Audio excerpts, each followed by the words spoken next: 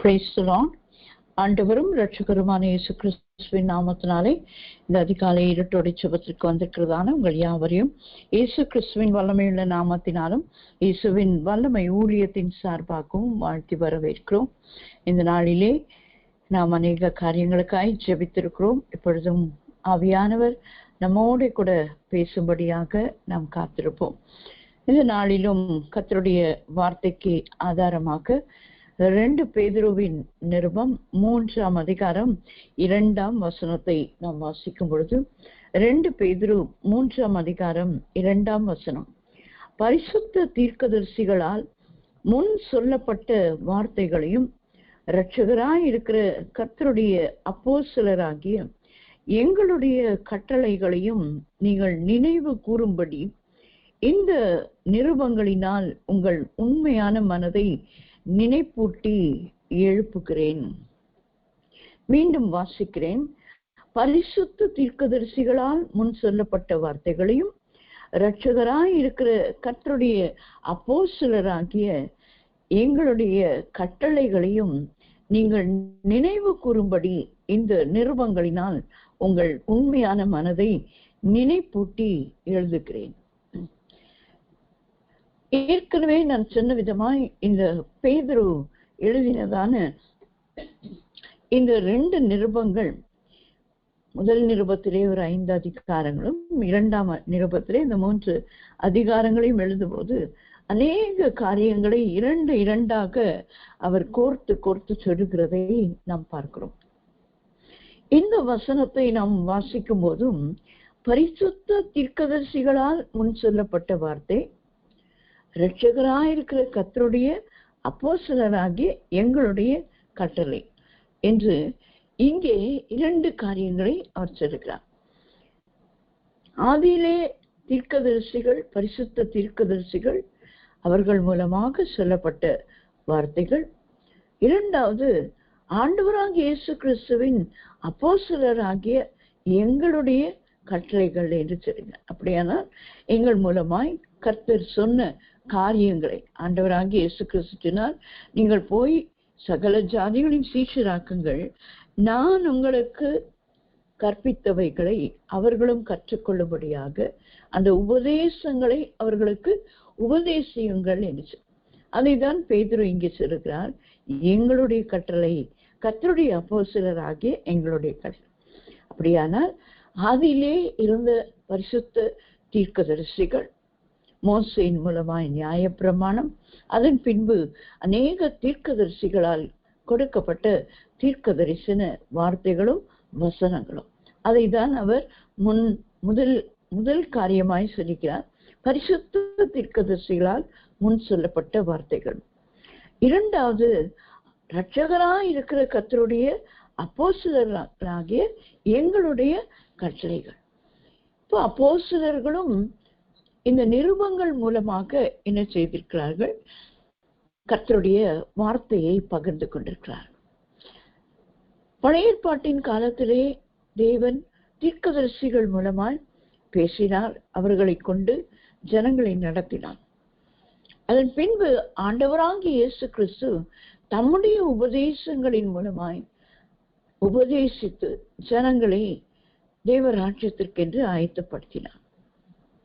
அதுக்கு பின்பு தம்முடைய அப்போஸ்தலர்களை அனுப்பும்போது, நான் உங்களுக்கு உபதேசித்தவைகளை நீங்கள் உபதேசம் பண்ணுங்கள் என்று சொன்னார். ஆகையால் இயேசு கிறிஸ்துவுக்கு அப்போஸ்தலராய் இருந்தவர்கள் இந்த நிருபங்கள் மூலமாக நம்மோடு கூட கர்த்தருடைய வார்த்தைகளை பகிர்ந்து கொள்கிறார்கள் என்று இந்த 2 விதமான கர்த்தருடைய வார்த்தை குறித்து அப்போஸ்தலனாகிய பேதுரு எழுதுகிறார். 2வது 2 காரியங்கள் என்ன என்று சொல்லி பார்க்கும்போது, அந்த வசனத்தின் 2 பேதுரு 3:2 பிற்பகுதியை நாம் வாசிக்கும் போது, அவைகளை நீங்கள் நினைவு கூறும்படி இந்த நிருபங்களினால் உங்கள் உண்மையான மனதை நினைப்பூட்டி எழுப்புகிறேன் என்று இங்கே 2 காரியங்கள் நினைவை குறித்து சொல்கிறார். நீங்கள் இவைகளை நினைவு கூறும்படி, அது ஒருவேளை முன் தீர்க்கதரிசிகளால் உரைக்கப்பட்ட வார்த்தைகளாயிருக்கலாம், அல்லது அப்போஸ்தலர்களாகிய நாங்கள் அனுப்புகிற இந்த நிருபங்களாக இருக்கலாம், இந்த கடிதங்களாக இருக்கலாம். அவைகளை நீங்கள் நினைவு கூறும்படிதான் இந்த நிருபங்களினால் உங்கள் உண்மையான மனதை நினைப்பூட்டி எழுப்புகிறேன். அப்ப இந்த நினைப்பூட்டுதலையும் அவர் என்ன சொல்கிறார்? நீங்கள் நினைவு கூறுங்கள், நாங்கள் உங்கள் மனதை நினைப்பூட்டி எழுப்புகிறோம் என்று. அங்கேயும் இந்த நினைவை குறித்து 2 காரியங்கள். ஆண்டவர் கொடுத்த வார்த்தைகளை அவர்கள் நினைவு கூற வேண்டும் இந்த நிருபங்கள் மூலமாய். அடுத்து அவர்கள் உண்மையான மனதை நினைப்பூட்ட வேண்டும். நினைப்பூட்டுகிறதாய் இந்த வார்த்தைகள் இருக்கிறது என்று சொல்லி இந்த 2 காரியங்களை பேதுரு இந்த நிருபத்தின் மூலமாய் சொல்லுகிறதை பார்க்கிறோம். இன்றைக்கு நாம் இந்த நினைப்பூட்டுதல் என்கிறதான அந்த ஒரு வார்த்தை குறித்து தியானிக்க கர்த்தர் நமக்கு உதவி செய்வாராக. நினைப்பூட்டு எழுப்புகிறேன் என்று சொல்லுகிறார். நீங்கள் இவைகளை நினைவு கூற வேண்டும். அப்படியானால் தேவ ஜனங்கள் நினைக்க வேண்டிய, தங்கள் மனதிலே நினைத்து வைத்திருக்க வேண்டிய காரியங்கள் என்ன என்று 2 காரியங்களையும், தேவனுக்கு நினைப்பூட்டுதலாய் நம்மிடத்திலிருந்து போகிற காரியம் என்னவென்றையும் நாம் இந்த நாளிலே இந்த 2 காரியங்களை பார்க்க கர்த்தர் நமக்கு உதவி செய்வார்கள். யாத்திராகமத்தின் புஸ்தகம் 13ஆம் அதிகாரம் 9ஆம் வசனத்தை நாம் வாசிக்கும் பொழுது, யாத்திராகமம் 13:9, கர்த்தரின் நியாய பிரமாணம் உன் வாயில் இருக்கும்படிக்கு இது உன் கையிலே ஒரு அடையாளமாகவும் உன் கண்களின் நடுவில் நினைப்பூட்டுதலாகவும் இருக்க கடவது. பலத்த கையினால் கர்த்தர் உன்னை எகிப்திலிருந்து புறப்பட பண்ணினார் என்று ஆண்டவர் நியாய பிரமாணத்தை கொடுப்பதற்கு முன்னதாகவே என்ன சொல்லுகிறார்? கர்த்தரின் நியாய பிரமாணம் உன் வாயில் இருக்கும்படிக்கு, அது உன் கையில் ஒரு அடையாளம், அது உன் கண்களின் நடுவே அது நினைப்பூட்டுதல். எதை குறிக்கிறது? கர்த்தருடைய கற்பனைகளை, கட்டளைகளை ஒரு மனிதன் அல்லது ஒரு மனுஷன் நினைப்பூட்டுதலாக தன்னோடு கூட வைத்திருக்க வேண்டும் என்று கர்த்தர் சொல்லுகிறார். அது ஒரு அடையாளம், கையிலே அடையாளம், அது கண்களின் நடுவே நினைப்பூட்டு. அந்த கைகளிலும் கண்களிலும் என்று ஆண்டவர் இந்த நியாய பிரமாணத்தை நமக்கு கொடுத்திருக்கிறார். அன்றைக்கு தேவ ஜனங்களுக்கு இந்த நியாய பிரமாண புஸ்தகம் தான். ஆனால் நமக்கோ அதன் பின்பு தேவ ஜனங்களுக்கு நியாய பிரமாணமும் தீர்க்க தரிசனமும் இருந்தது. அதைதான் நாம் புதிய ஏற்பாட்டிலே நாம் வாசிக்கும் பொழுது ஏசாயா தீர்க்க தரிசன புஸ்தகமானது, அந்த சுருளானது இயேசுவானவரின் கைகளிலே அந்த ஜெப ஆலயத்திலே கொடுக்கப்பட்டது. அதை அவர் வாசித்தார் என்று நாம் பார்க்கிறோம். அதன் பின்பு தேவ ஜனங்களை நியாய பிரமாணமும் தீர்க்க தரிசன வார்த்தைகளும் அவர்களுக்கு கொடுக்கப்பட்டு அதை அவர்கள் நினைவு கூட வேண்டும், அதை வாசிக்க வேண்டும் என்று கொடுத்தார். ஆனால் இப்பொழுதும் நமக்கு முழு வேதாகமத்தையும் பலருடைய கண்ணீரான ஜெபம், பலருடைய இரத்தம் சிந்துதல், பலருடைய பிரயாசங்களின் நாளே நமக்கு இந்த வேதாகமம், இந்த முழு வேதாகமம் நமக்கு கொடுக்கப்பட்டிருக்கிறது. இது நம்முடைய கைகளிலே ஒரு அடையாளம். முன்காலத்திலே ஒரு காரியத்தை ஊழியக்காரர்கள் சொல்வார்கள், வேதத்தை நீ இள வயதிலே சுமந்தான், இந்த வேதம் உன்னை முதிர் வயதிலே சுமக்கும் என்று. ஏனென்றால் இள வயதிலே இந்த வேதத்தை சுமப்பதற்கு கொஞ்சம் வெட்கமாக இருக்கும். பைபிளை தூக்கிட்டு போறாங்க அப்படின்னு வாலிப பிள்ளைகள் சொல்லுவதை விரும்புவதில்லை. அது இந்நாட்களில் உள்ள வாலிபருக்கு மட்டுமல்ல, நாமும் வாலிபத்தை தாண்டி வந்திருக்கிறோமே, அவர்களுக்கும் அந்த நாட்களிலே நமக்கும் அப்படித்தான் இருந்தது. இல்லை என்று ஒருவரும் சொல்ல முடியாது. அதன் பின்பு ஆண்டவரை ருசித்து, ஆண்டவருடைய வசனத்தை ருசித்த பிறகு அந்த வேதத்தை கையிலே சுமந்து கொண்டு போகிறது ஒரு அடையாளமாக.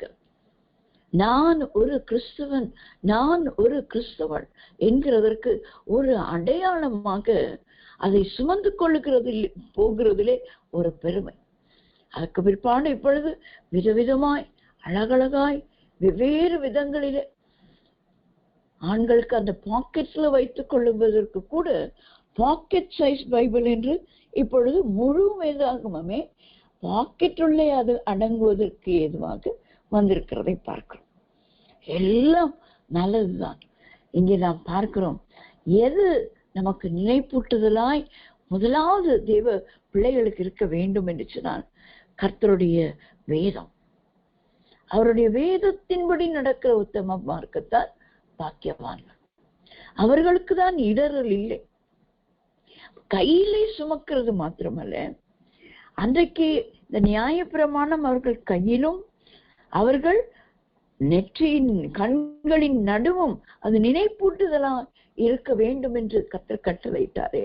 அப்படியானால் இன்றைக்கும் இந்த வேதத்தை நாம் சுமக்கிறது, அதை நாம் கையிலே எடுத்து வாசிக்கிறதும், இதையெல்லாம் கர்த்தர் நமக்கு கொடுத்த ஒரு பாக்கியமாக நாம் கருத வேண்டும் என்று சொல்லி தேவன் விரும்புகிறார். இதெல்லாம் ஒரு பெரிய ஒரு பாக்கியம், நமக்கு கர்த்தர் கொடுத்த ஒரு பாக்கியம். இதைதான் ஆண்டவர் இன்றைக்கு நமக்கு நினைப்பூட்டுகிறார். இன்றைக்கு எல்லாவற்றையும் செய்வதற்கு நமக்கு நேரம் இருக்கிறது. ஆனால் வேதத்தை வாசிப்பதற்கு, வேதம் வாசித்தீர்களா என்று சொன்னால் அது நைட்டு வந்து வாசிப்பேன் என்று சொல்வார்கள். இப்ப காலையிலே நம்மை பலப்படுத்துகிற வேத வசனம் எது? ஆண்டவர் இடத்திலே ஜெபித்தீர்களா? நைட்டு நான் வேலை முடித்து வந்து இரவிலே தான் நன்றாய் 1 மணி நேரம் ஜெபிப்பேன், தவறு அல்ல. ஆனால் அதிகாலையிலே ஆண்டவரை தேடு, ஆண்டவருடைய சமூகத்திலே உட்கார்ந்து கொஞ்ச நேரமாவது ஜெபித்து அவரிடத்திலிருந்து அந்த அதிகாலையிலே அவருடைய கிருபையை பெற்றுக்கொண்டு அந்த நாள் முழுவதும் ஓடும்போது எத்தனை பலன்! அதைதான் ஆண்டவர் இன்றைக்கு நமக்கு நினைப்பூட்டுகிறார். கர்த்தரின் நியாய பிரமாணம் உன் வாயில் இருக்கும்படி இது உன் கையிலே ஒரு அடையாளம். இது நம்முடைய வாயிலே நாம் சொல்லுவதற்கு, பிரசங்கிப்பதற்கு, மற்றவர்களுக்கு சொல்வதற்கு ஆண்டவருடைய வசனம் முதலாவது நம்முடைய கைகளிலே ஒரு அடையாளமாக இருக்கு. அதை எடுத்து நாம் வாசித்து தியானித்து அதை மற்றவர்களுக்கு சொல்லுகிறதுக்கு அது நம்முடைய கண்களின் நடுவே நினைப்பூட்டுதலாக இருக்க வேண்டும் என்று சொல்லி தேவன் விரும்புகிறார். காலை வேளையிலே கர்த்தருடைய சமூகத்திலே வந்து அவரை துதித்து ஸ்தோத்தரித்து அவருடைய வார்த்தை கேட்க வந்திருக்கிற நமக்கு பேதுரு சொன்னாரே, இதை நினைக்கும்படியாக, நினைவிலே நீங்கள் வைத்திருக்கும்படியாக உங்களுக்கு இந்த நிருபங்கள் மூலமாய் நான் நினைவுபடுத்தி உங்களை நினைவூட்டி எழுப்புகிறேன் என்று எழுப்புகிறார். ஏனென்றால் அவரும் ஒரு காலத்திலே ஜெபிக்க வேண்டிய நேரத்திலே இயேசுவானவர் சொல்லுகிறார், 1 மணி நேரம் என்னோடு கூட விழித்திருக்க முடியாதான்னு. ஏன் சொன்னார் அந்த வார்த்தையை? அது பேதுருவின் இடத்திலே தான் ஆண்டவர் சொன்னார்.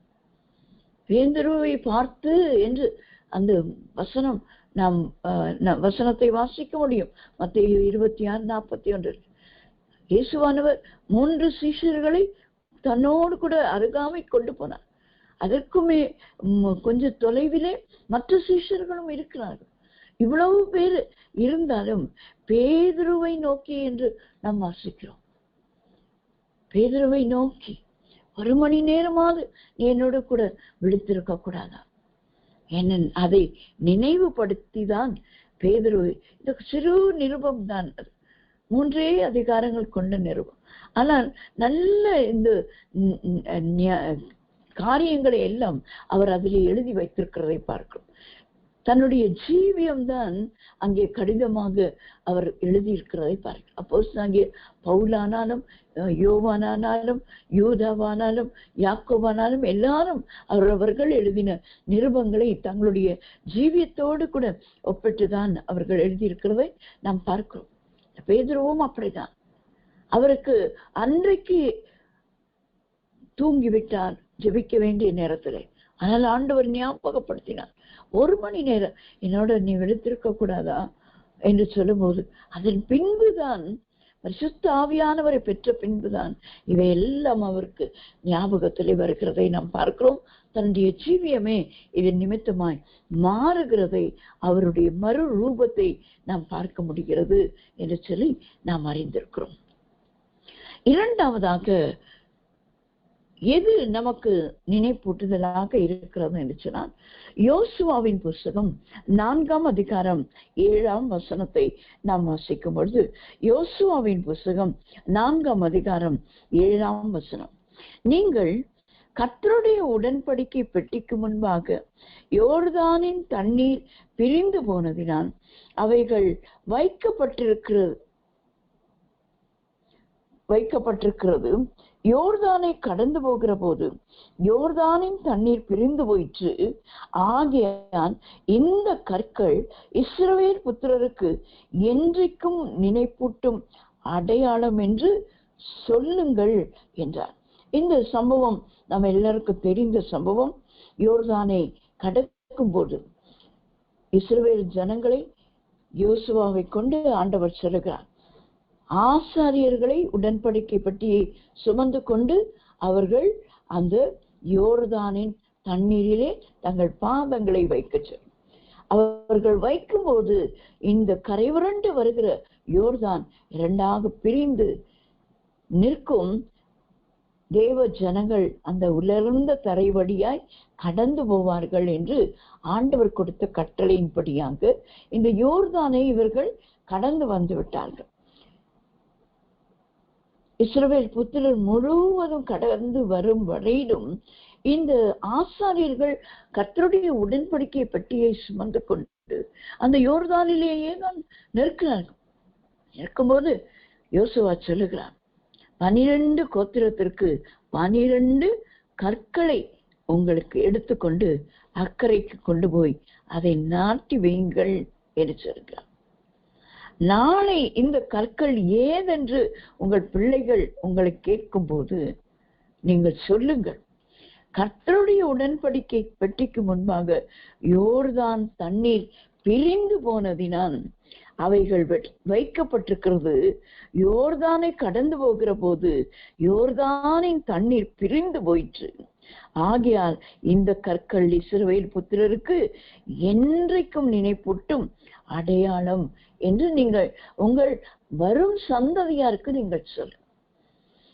நமக்கு ஏற்கனவே தெரியும், எகிப்திலிருந்து புறப்பட்ட இஸ்ரவேல் புத்திரரில் முதல் சந்ததியார் யாருமே இந்த யோர்தானை கடக்கவில்லை, யோசுவாவும் காலேபும் தவிர. அவர்கள் இருவர்தான் இந்த கானானை வேவு பார்த்து மோசேயினிடத்தில் திரும்பி வந்த போது, கர்த்தர் வாக்கு பண்ணுங்க அந்த தேசத்துக்கு நாம் போவோம், அங்கே ராட்சதர் உண்டு, எதிராளிகள் உண்டு, கானானியர் உண்டு, எபூசியர் உண்டு, எதிர்க்கிறவர்கள் உண்டு, எல்லாம் உண்டு. ஆனால் கர்த்தர் நமக்கு கொடுத்த வாக்குத்தத்தத்தின் பூமி அது, நிச்சயமாய் நாம் சுதந்திரிப்போம் என்று விசுவாச வார்த்தைகளை எழும்பி சொல்லி மற்ற 10 பேரும் மெஜாரிட்டி ஆட்கள் கர்த்தருடைய பிள்ளைகள் தான், அந்த 12 கோத்திரத்தார் தான். ஆனால் அவர்களோ மற்றவர்களுடைய இருதயத்தை கரைய பண்ணினதினாலே அவர் அந்த சந்ததியாரில் ஒருவரும், அந்த 10 பேர் அன்றைக்கே மரித்து போனார்கள். என்றைக்கு அவர்கள் வேவு பார்த்துட்டு வந்தார்களோ அன்றைக்கே 40 நாட்களுக்குள்ளாகவே அவர்கள் மரித்தார்கள். அதன் பின்பு அந்த சந்ததியார் 40 ஆண்டுகள் இந்த வனாந்தரத்திலே அலைந்து திரிந்து, ஒரு வாரத்துக்குள்ளே அந்த தேசத்துக்குள்ளே போய்விடலாம். ஆனால் ஆண்டவர் 40 ஆண்டுகள் வனாந்தரத்திலே ஏன் திரிய வைத்தான்? அந்த சந்ததியார் முழுவதும் அழியும்படியாக. இப்ப யோர்தானுக்கு வந்திருக்கிறவர்கள் யார்? அடுத்த சந்ததியார். அவர்கள் என்ன செய்ய வேண்டும்? அவர்கள் சந்ததியாருக்கு நினைப்பூட்டுதலாக ஒரு அடையாளத்தை கொண்டு போவதற்கு தான் யோர்தானிலிருந்தே கற்களை கொண்டு போகிறார். ஏனென்றால் யோர்தான் கரை புரண்டு வருகிற போது அதில் உள்ளே என்ன இருக்கிறது என்று தெரியாது. அதுல இவ்வளவு பெரிய கற்களோ, இப்படி அடையாளமாக வைக்கிறதுக்கான ஏதுவான காரியம் அதுக்குள்ளே இருக்கிறதோ என்று ஆச்சரியப்படத்தக்க அளவுக்கு அந்த கற்கள் அவ்வளவு பெரிதான கற்கள். அவைகளை கொண்டு வந்து நாட்டி வைத்தார்கள் என்று வேதம் நமக்கு சொல்லுகிறது. அவைகளை நாட்டி வைத்தார்கள். அது ஒரு நினைப்பூட்டுதலாக அவர்களுக்கு அடையாளமாக இருக்கும். முதலாவது நியாய பிரமாணமே, இந்த புஸ்தகமே அவர்களுக்கு அடையாளம். அடுத்தது அவர்கள் யோர்தானை கடந்து வந்த அவர்களுடைய சாட்சி அவர்களுக்கு அடையாளம். அதுதான் அவர்களுடைய சந்ததியாருக்கு நினைப்பூட்டுதலா இருந்தது. முதலாவது வேத வசனம் ஒவ்வொரு தெய்வ பிள்ளைக்கும் நினைப்பூட்டுதல். இரண்டாவது நம்முடைய சாட்சி. நம்முடைய சாட்சியை கெடுப்பதற்கு பல காரியங்கள் நமக்கு நேரிடலாம். ஆனாலும் கர்த்தருடைய கிருபையை பெற்றுக்கொண்டு இந்த வேதத்தின்படி நடக்கிறதற்கு நாம் முற்படுவோமானால், பிரயாசப்படுவோமானால் கர்த்தரே நம்முடைய சாட்சியை பாதுகாப்பார். அவர் நமக்கு சாட்சியாயிருப்பார். நாமும் சாட்சிகளாய் இந்த பூமியிலே ஒரு அடையாளமாய் இருப்போம் என்பதிலே சந்தேகமே இல்லை. வேத வசனம் நம்முடைய வாழ்க்கையிலே ஒரு அடையாளமாய் மாறும்போது நாமே ஒரு அடையாளமாக பின்வரும் சந்ததியாருக்கு மாறி போவோம். ஒரு லெகசி வைத்துவிட்டு போக வேண்டும் இந்த சந்ததியார். அன்றைக்கு அதைதான் அவர்கள் கற்களாக கொண்டு வந்து நிறுத்திவிட்டு போனார்கள்.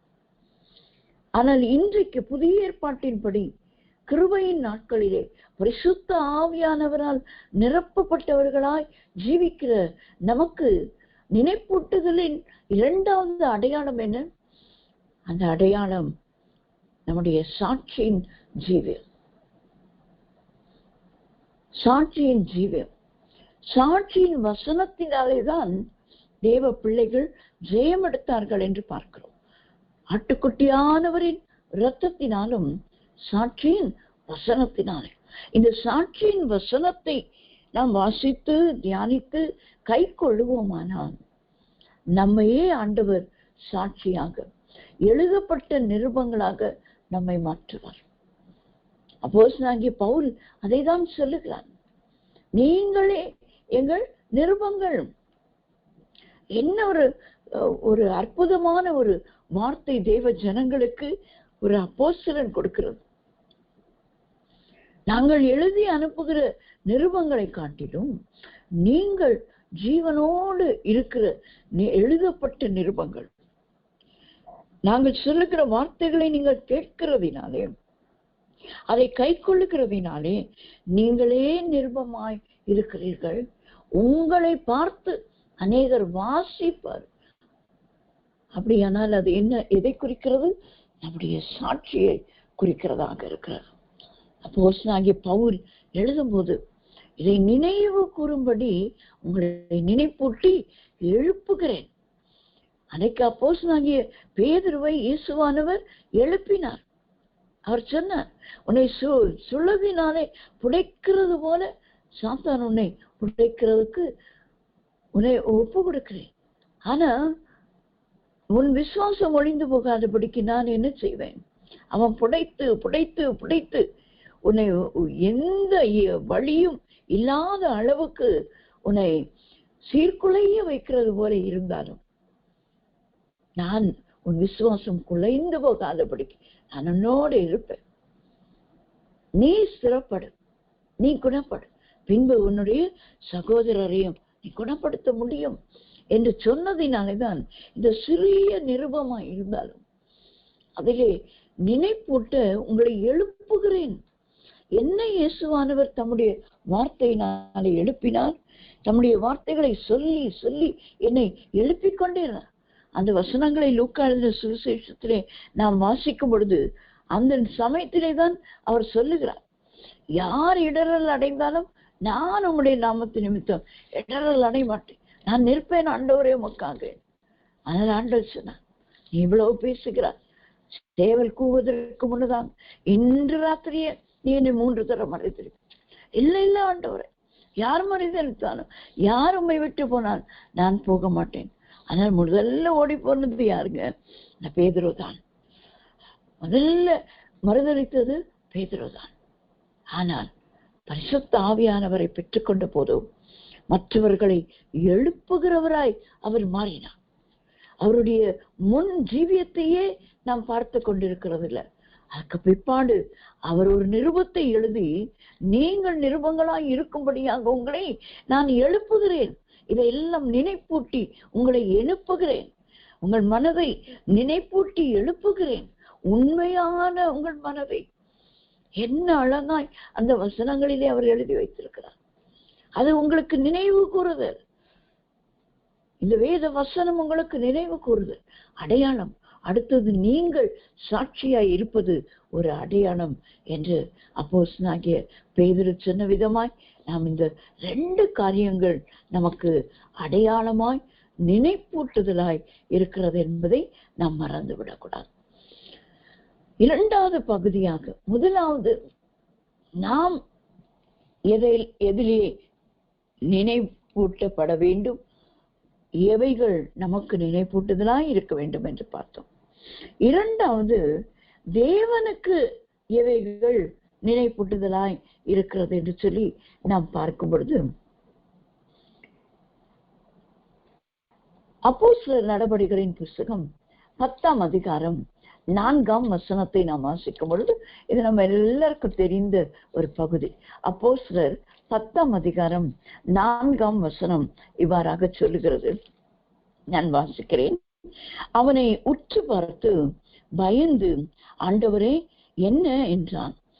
நம் முந்தின வசனத்தையும் நான் வாசிக்கிறேன், அப்படிதான் அது தொடர்ச்சியா இருக்கிறபடினால், பகலில் ஏறக்குறைய 9ஆம் மணி நேரத்தில் தேவனுடைய தூதன் தன்னிடத்தில் வரவும் கொர்நேலியுவே என்று அழைக்கவும் பிரத்யட்சமாய் தரிசனம் கண்டு அவனை உற்று பார்த்து பயந்து, ஆண்டவரே என்ன என்றான். அப்பொழுது அவன், உன் ஜெபங்களும் உன் தர்மங்களும் தேவனுக்கு நினைப்பூட்டுதலாக அவர் சந்நிதியில் வந்து எட்டியிருக்கிறது. ஹல்லேலூயா. உன் ஜெபங்களும் உன் தர்மங்களும். இவர் பரிசுத்த ஆவியினாலே நிரப்பப்பட்ட ஒரு தெய்வ மனுஷன் இல்லைங்க, ஒரு ஊழியக்காரன் இல்லைங்க. இவர் ரட்சிக்கப்பட்டு இயேசு கிறிஸ்துவை அறிந்திருக்கிறார். ஆனால் முழுமையாக அவருக்கு அவரை குறித்தோ அவருடைய அக்கினி அபிஷேகத்தை குறித்தோ அதெல்லாம் முழுமையாக அறிந்து இருக்கவில்லை. ஆனாலும் அவர் எப்படிப்பட்டவராய் இருந்தார்? தேவ பக்தி உள்ளவராய், தன் வீட்டார் அனைவரோடும் தேவனுக்கு பயந்த ஒரு மனிதனாய், ஜனங்களுக்கு மிகுந்த தர்மங்களை செய்து எப்பொழுதும் தேவனை நோக்கி ஜெபம் பண்ணுகிற ஒரு நல்ல அனுபவம் உடைய ஒரு தெய்வ மனுஷனாயிருந்தார். அதிகமாய் ஆவியானவரை குறித்து, அபிஷேகத்தை குறித்து, அந்நிய பாஷை குறித்து இதெல்லாம் அதிகமாய் அறிந்து இராத ஒரு மனுஷன். ஆனால் தெய்வ பக்தி அவரிடத்திலே இருந்தது. வீட்டார் அனைவரோடும் தேவனுக்கு பயந்து, தான் மாத்திரம் தேவ பக்தியோடு இல்லை, தன் வீட்டாரையும் தேவ பக்திக்குள்ளாய் நடத்தி ஜனங்களுக்கு மிகுந்த தர்மங்களையும் செய்து அதன் பின்பு தேவனை நோக்கி ஜெபம் பண்ணுகிறவராயிரு. அப்போ ஆண்டவர் இங்கே வரிசைப்படுத்துகிறதை பார்க்கும் பொழுது ஒவ்வொரு தனிப்பட்ட மனுஷனுடைய ரட்சிப்பும் தேவ பக்தியும், அடுத்து வீட்டார் அனைவரோடும் தேவனுக்கு பயந்திருக்கிறது. 3வது காரியத்தை ஆண்டவர் தர்மம் செய்கிறதை 3வது வைத்து விட்டுதான் அதன் பின்பு ஆண்டவர் சொல்லுகிறது ஜெபம் பண்ணுது. கர்த்தரை நோக்கி ஜெபம் பண்ணுகிறவனாய் அவன் இருந்தான் என்று பார்க்கிறோம். அதேதான் மத்தேயு சுவிசேஷம் 6ஆம் அதிகாரத்திலும் ஆண்டவராகிய இயேசு கிறிஸ்து அந்த மலை பிரசங்கத்திலே அந்த அதிகாரத்தை ஆரம்பிக்கும் போது தர்மம் செய்கிறதை குறித்து ஆரம்பித்து விட்டு 2வது ஜெபம் செய்கிறதை குறித்து சொல்லிவிட்டு 3வது உபவாசத்தை குறித்து அந்த அதிகாரத்திலே சொல்லுகிறதை பார்க்கிறோம். அப்படியானால் ஆண்டவருடைய அந்த வரிசைப்படுத்துதலும் எப்படிப்பட்டதா இருக்கிறது என்று சொன்னால், முதலாவது தர்மம், அடுத்து ஜெபம். அப்போ தர்மம் பண்ணிட்டா போதுமா அப்படின்னு சொன்னா அது போதாது. அதோடு கூட தேவனை நோக்கி ஜெபம் பண்ணுகிறவர்களாகவும் நாம் இருக்க வேண்டும் என்றுதான் நாம் கர்த்தர் நமக்கு வலியுறுத்துகிறார். உபவாசிக்கவும் வேண்டும். இதெல்லாம் கட்டாயமாக தேவ பிள்ளைகள் செய்ய வேண்டும் என்றுதான் இவைகளை நமக்கு எழுதி வைத்திருக்கிறார். அப்படியானால் எவைகள் நமக்கு நினைப்பூட்டுதலா இருக்க வேண்டும் அடையாளமாக என்றால், அது கர்த்தருடைய வார்த்தையும் நாமே சாட்சியாய் இருப்பதும் தான் நமக்கு அடையாளமும் நினைப்பூட்டுதலாய் இருக்கிறது. ஆனால் தேவனுக்கு நினைப்பூட்டுதலாய் இருக்கிறது எவைகள் என்று சொன்னால், தர்மங்களும் ஜெபங்களும். தர்மங்களும் ஜெபங்களும். நமக்கு கர்த்தர் இந்த இயேசுவின் வல்லமை ஊழியத்திலே நல்ல ஒரு தருணத்தை கொடுத்திருக்கிறார். இந்த கரம் கொடுக்கும் ஊழியத்தின் மூலமா ஒன்று அதை நம்முடைய பணங்களினால் பொருட்களினால் தாங்குவது, இன்னொன்று அதிலே பங்கு பெற்று அதில் அந்த ஊழியத்தை செய்வது. தெய்வ ஊழியக்காரரோடு கூட இருந்து அவரோடு கூட அந்த ஊழியத்தை செய். இப்படி நாம் பல வகைகளிலே அந்த ஊழியத்திலே பங்கு பெறலாம். நம்மால் இயன்ற வரையிலே இந்த தர்மங்களிலே நாம் பங்கு பெற வேண்டும். அது தேவனுக்கு நினைப்பூட்டுதல். அதைதான் நாம் அந்த 7ஆம் வசனத்திலே மன்னிக்க வேண்டும் 4ஆம் வசனத்திலே நாம் வாசிக்கும் போது, அவனை உற்று பார்த்து பயந்து ஆண்டவரே என்ன என்று கேட்கிறான். அப்பொழுது அந்த தேவதூதன் சொல்லுகிறது, உன் ஜெபங்களும் உன் தர்மங்களும் தேவனுக்கு நினைப்பூட்டுதலாக அவர் சன்னதியில் வந்து எட்டு. நாம் முந்தின வசனத்திலே வாசிக்கும் பொழுது, அவன் தர்மம் செய்து எப்பொழுதும் தேவனை நோக்கி ஜெபம் பண்ணி கொண்டிருந்தான் என்று. ஆனால் அது ஆண்டவருக்கு நினைப்பூட்டுதலாய் எப்படி மாறி இருக்கிறது என்று சொல்லி பார்க்கும் பொழுது, ஜெபம் முன்னாலே வந்து விட்டது. 2வது அவன் தர்மங்கள். தர்மம் செய்து விட்டால் போதும் என்று சிலர் அதை பிடித்துக் கொள்வார்களே என்றுதான் ஆண்டவர் இந்த 2ஐயும் இணைத்து வைத்திருக்கிறதை நாம் பார்க்கிறோம். இந்த ஜெபமும் நம்முடைய தர்மங்களும் இணைந்து இருக்கும்போது நம்முடைய ஜெபங்கள் ஆண்டவருக்கே நினைப்பூட்டுதலாக இருக்கிறது என்று சொல்லி நாம் பார்க்கிறோம். அடுத்ததாக நினைப்பூட்டுதலாய் தேவனுக்கு இருக்கிறது என்ன என்று சொல்லி நாம் பார்க்கும்போது, ஏசாயா தீர்க்கதரிசன புஸ்தகம் 43ஆம் அதிகாரம் 26ஆம் வசனத்தை நாம் வாசிக்கும் பொழுது, ஏசாயா 43:26, நாம் ஒருவரோடு ஒருவர் வழக்காடும்படி எனக்கு நினைப்பூட்டு, நீ நீதிமானாக விளங்கும்படி உன் காரியத்தை சொல். ஆண்டவர் சொல்லுகிறார். 2வது ஆண்டவருக்கு நினைப்பூட்டுதலாய் இருக்கிறது என்னவென்று சொன்னால், ஒருவரோடு ஒருவர் வழக்காடும்படி எனக்கு நீ நினைப்பூட்டு, நீ நீதிமானாக விளங்கும்படி உன் காரியத்தை சொல். அப்ப நம்முடைய காரியங்களை ஆண்டவரிடத்திலே சொல்லுகிற ஒரு காரியம். சொல்லி சொல்லி சொல்லி ஆண்டவருக்கு அவைகளை என்ன செய்ய வேண்டும்? நினைப்பூட்ட வேண்டும். ஏன் ஆண்டவர் மறதியுள்ளவரா? மறந்து போகிறவரா? இல்லை இல்லை. அவர் சொன்னதையும் மறக்க மாட்டான், நாம் சொல்லுகிறதையும் அவர் மறவாத ஒரு தேவன் தான். அவர் நம்மை மறவாத தேவன். மறவாமல் நினைத்தீர் ஐயா என்று பாடல் பாடுகிறோம். அவர் நம்மை மறவாமல் அவருடைய நினைவிலே நம்மை வைத்துக் கொண்டிருக்கிறவர். ஆனால் அவரே சொல்லுகிற வார்த்தை, நாம் ஒருவரோடு ஒருவர் வழக்காடும்படி எனக்கு நீ நினைப்பூட்டு, நீ நீதிமானாக விளங்கும்படி உன் காரியத்தை நீ சொல். நாம் ஆண்டவரிடத்திலே வரும்போது நாம் நீதிமான்கள் அல்ல. ஏசாயா தீர்க்கதரிசன புத்தகத்திலே நாம் வாசிக்கும் பொழுது நம்முடைய நீதி எப்படி இருக்கிறதாம்? அழுக்கடைந்த ஒரு கந்தையை போல இருக்கிறது. நாம் நீதிமான்கள் அல்ல. நாம் கிறிஸ்து இயேசுவின் மூலமாக தான், அவருடைய இரத்தத்தினாலும் அவருடைய உயிர்த்தெழுதலினாலும் தான் நாம் நீதிமான்கள் ஆக்கப்பட்டிருக்கிறோம் என்று அப்போஸ்தலனாகிய பவுல் ரோமருக்கு எழுதுகிறதை நாம் பார்க்கிறோம். நாம் நம்மாலே நம்முடைய நீதியை வெளிப்படுத்த முடியாது. ஆனால் ஆண்டவர் சொல்லுகிறார், நீ நீதிமானாக விளங்குவதற்கு நீ என்னிடத்திலே வந்து உன் காரியத்தை சொல், நாம் வழக்காடுவோம் வா என்று ஆண்டவர் தம்மோட வழக்காடுவதற்கு நம்மை அழைக்கிறார். உன் குமாரரை குறித்து என்னிடத்தில் சொல், என் கைகளின் கிரியைகளை குறித்து என்னிடத்தில் சொல் என்று இன்னொரு வசனத்திலே நாம் வாசிக்கிறோம். அப்படியானால் ஆண்டவரிடத்திலே வந்து எல்லா காரியத்தையும் வெளியரங்கமாய் நாம் சொல்ல வேண்டும் என்று சொல்லி ஆண்டவர் விரும்புகிறார். எல்லாவற்றையும் நாம் சொல்ல சொல்ல சொல்ல ஆண்டவர் என்ன செய்கிறார்? அவைகளை நமக்கு வழக்காடி நமக்காக அவர் ஜெயத்தை கொடுக்கிற தேவனாய் இருக்கிறார். இதே எசாயா தீர்க்கதரிசன புஸ்தகம் 49ஆம் அதிகாரம் 24, 25 வசனங்களை நாம் வாசிக்கும் பொழுது, பராக்கிரமன் கையிலிருந்து கொள்ளை பொருளை பறிக்க கூடுமோ? அல்லது நீதியாய் சிறைப்பட்டு போனவர்களை விடுவிக்க கூடுமோ என்றாலும், இதோ பராக்கிரமனால் சிறைப்படுத்தப்பட்டவர்களும் விடுவிக்கப்படுவார்கள், பலவந்தனால் கொள்ளையிடப்பட்டதும் விடுதலையாக்கப்படும். உன்னோடு வழக்காடுகிறவர்களோட நான் வழக்காடி உன் பிள்ளைகளை ரட்சித்துக் கொள்ளுவேன் என்று கர்த்தர் சொல்லுகிறார்.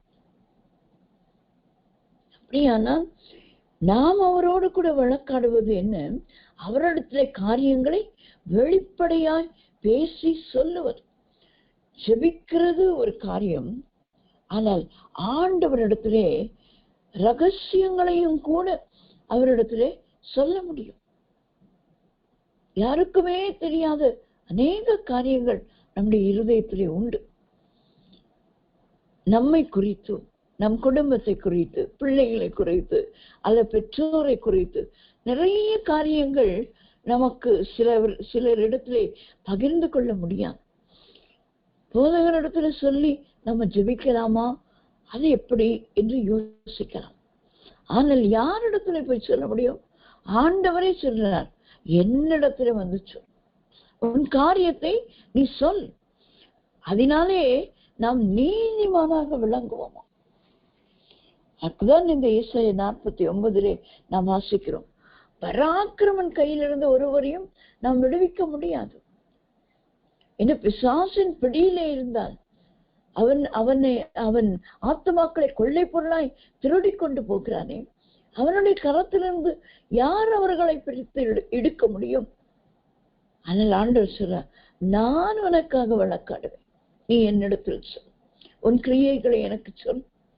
உனக்கு பிரச்சனையா இருந்தாலும் சரி, உன் பிள்ளைகளை குறித்தோ அல்லது உன் வீட்டாரை குறித்தோ அல்லது எதை குறித்தோ, உன் வேலையை குறித்தோ, வேலை ஸ்தலத்தில் உள்ளவர்களை குறித்தோ, ஊழியத்தை குறித்தோ, ஊழியத்தில் உள்ளவர்களை குறித்தோ, ஊழியக்காரர்கள் நம்மை நடத்துகிற விதங்களை குறித்தோ, எதுவா இருந்தாலும் எல்லாவற்றையும் எல்லாரிடத்திலும் போய் சொல்லி அதுக்கு தீர்வை காண முடியாது. ஆண்டவர் சொல்கிறார், நீ என்னிடத்தில் கொண்டு வந்த அதை நினைப்பூட்டு. ஆண்டவருக்கே நினைப்பூட்டுகிற காரியங்கள் அநேகம் உண்டு. அது அவர் நமக்காக வழக்காடுவதற்கு ஏதுவாக இருக்கும். நமக்காக வழக்காடி ரட்சித்துக் கொள்வார். அது நம்முடைய பிள்ளைகளா இருக்கலாம், கணவரா இருக்கலாம், மனைவியா இருக்கலாம், குடும்பத்தாரா இருக்கலாம், பெற்றோரா இருக்கலாம், அல்லது வேலை ஸ்தலத்தில் தொந்தரவு செய்கிறவர்களா இருக்கலாம். யார் கையில் இருந்தும் நம்மை விடுவிக்க கூடாமல் இருக்கிறவர்கள் கரத்திலிருந்து நம்மை விடுவிக்கிறதுக்கு ஆண்டவரே வழக்காடுவார். அவர்தான் நமக்கு அட்வொகேட்டுங்க. உலகத்திலே அநேக அட்வொகேட்ஸ் தேடி போகிறார். அநேக நல்ல உண்மையுள்ள சத்தியத்தின்படி நடக்கிற அட்வொகேட்ஸ் இருக்கிறார். ஆனால் அநேக பணத்தை பறித்து கொண்டு எல்லாரையும் ஏமாற்றி கண்களிலே மண்ணை தூவுகிறவர்கள் அநேகர் இருக்கிறாங்க. இன்றைக்கு பார்த்தார் நீதியை புரட்டுகிறவர்கள், நியாயஸ்தலத்திலே நீதி இல்லை, நியாயம் இல்லை என்று வேதமே சொல்லுகிறது. அதெல்லாம் நடந்து கொண்டிருக்க அந்த நாட்களிலும் நடந்தது, இந்நாட்களிலும் நடக்கும். ஆனால் நமக்கு ஒருவர் வழக்காடுவதற்கு இருக்கிறார். நாம் வழக்காடுவோம் வா என்று கூப்பிடுகிறார். யாருங்க கூப்பிடுவா? நம்ம. அப்ப நாம அவரிடத்திலே அதை நினைப்பூட்டுதலாய் நம்முடைய கிரியைகளை சொல்லும் போது, நீ உன்னை நீதிமானாக விளங்க பண்ணுவேன் என்று கர்த்தர் சொல்லுகிறார். எத்தனை பெரிய ஒரு கிருபை பாருங்களேன். நாம ஒருவேளை என்னிடத்திலே உள்ள சில குறைகளை நான் யாரிடத்திலாவது போய் சொல்லி, ஒருவேளை ஊழியக்காரராய் கூட இருக்கலாம், ஊழியக்காரிகளா கூட இருக்கலாம், அவங்க கிட்ட போய் சொல்லி இதெல்லாம் எனக்கு குறையா இருக்குது, எனக்கு இதுல இருந்து மீண்டு வர முடியல அப்படின்னு சொல்லும் போது ஜெபிக்கிறார்கள். ஜெபித்து விட்டு யாராவது ஏதாவது காரியத்தை என்னை குறித்து கேட்டால், இந்த காரியம் உங்களுக்கு தெரியுமா என்று சொல்லி கூட என்ன செய்து விடுவார்கள், சொல்லிவிடுவார்கள். அப்ப அது இங்க போயிருச்சு, இன்னொரு ஆளுக்கு போயிருச்சு. அந்த ஆளு சும்மா இருப்பாங்களா? அவங்க இன்னொரு 5 பேர் 10 பேர் இடத்துல, தெரியுமா உங்களுக்கு இப்படி ஒரு காரியம் அமைந்த அம்மாவுக்கு அப்படின்னு சொல்லி என்ன செய்வாங்க, அது பரவிக்கொண்டே போ.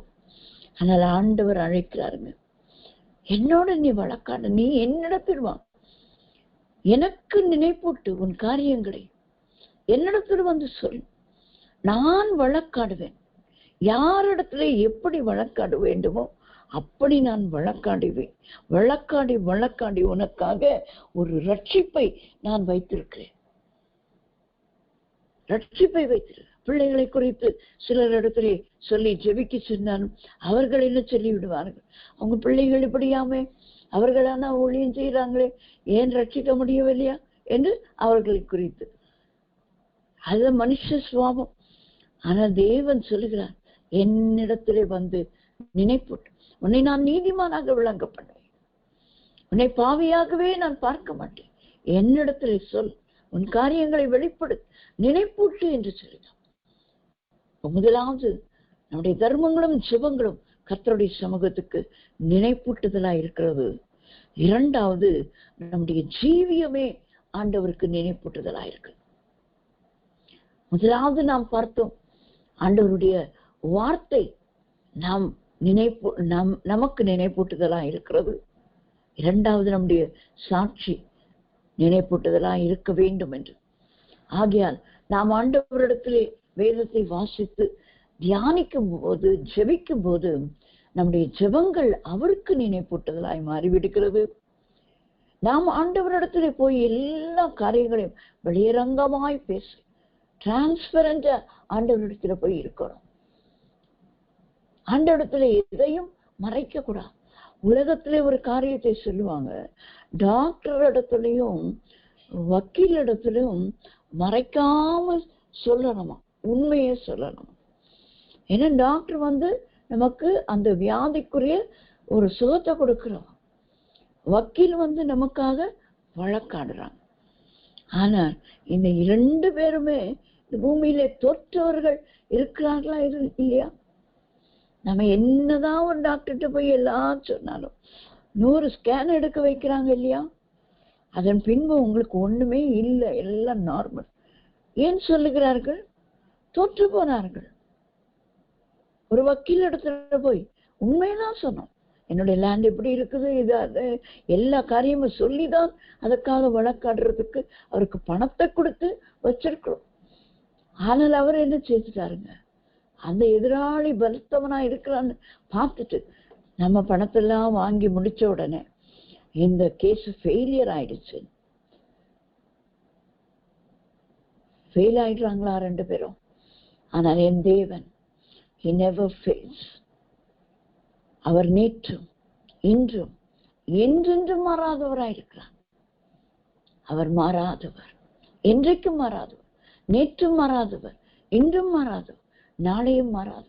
ஆகையால் அவரிடத்திலே நான் என்ன காரியத்தை சொல்லி வழக்காடுவதற்கு அவரிடத்திலே வைக்கிறேனோ அத்தனையும் அவர் வழக்காடி என் ஜீவியத்திலே ஒரு ஜெயத்தை கொடுக்க வல்லமை உள்ள தேவனாயிருக்கிறார். அதைதான் பேதுரு எழுதும் போது, நீங்கள் இந்த நிருபத்தின் மூலமாய் நான் உங்களை நினைப்பூட்டி எழுப்புகிறேன் என்று சொல்கிறார். நீங்கள் தேவனிடத்துல போய் நினைப்பூட்டுங்கள். உங்களை குறித்து ஒவ்வொரு நாளும் நினைப்பூட்டுங்க. ஆண்டவரே, இதை செய்துட்டேன், இதனாலே நான் மாட்டிக்கொண்டிருக்கிறேன். இதை மற்றவர்களிடத்திலே சொன்னார், அவர்கள் சுற்றி திரிவார்கள். மற்றவர்களிடத்திலே சொன்னார், அது எனக்கு ஏமாற்றத்தை கொடுக்கும், என்னை ஏளனம் பண்ணுவார்கள், என்னை துக்கப்படுத்துவார்.